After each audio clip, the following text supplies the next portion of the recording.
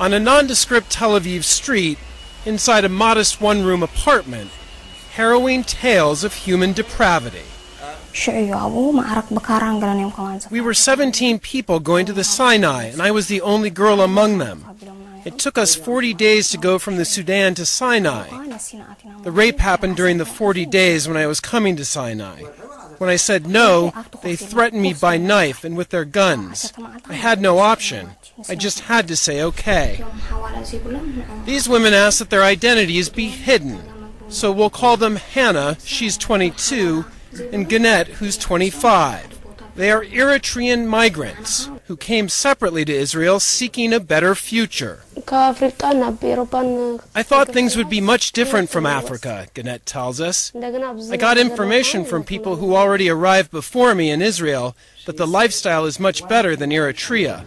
What they didn't know was that the men they paid $2,500 to bring them to the Israeli border would repeatedly beat, rape, and starve them. When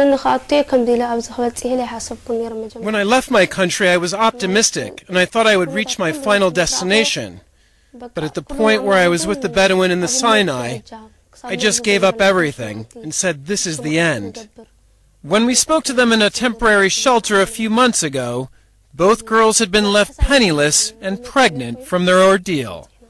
And these are not isolated stories. In 2010 alone, more than 14,000 African migrants made their way across Israel's southern border here with Egypt, a 170% increase from the year before.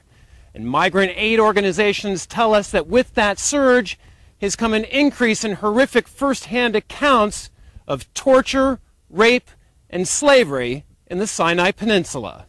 32-year-old Yamani Tasfim left his 6 children in Eritrea to come to Israel, brought into Egypt's Sinai by smugglers.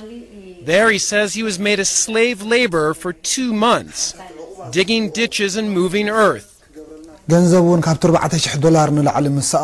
He recounts how he had to get friends to pay a $4,000 ransom for his release, but only after repeated torture damaged his legs so badly that he was no longer able to work.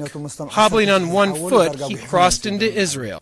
With the political uncertainty in Egypt just across the border here, human rights groups are fearful that communications with the Egyptian government over the issue of trafficking will only get more difficult, and that a recent downturn in the number of migrants making this crossing will only be a temporary state of affairs.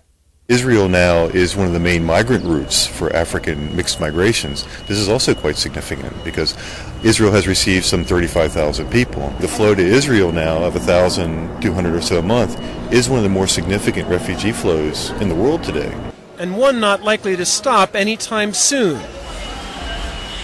Tasfim, who is without home or job, tells us that despite his hellish ordeal, his decision to come to Israel was the right one.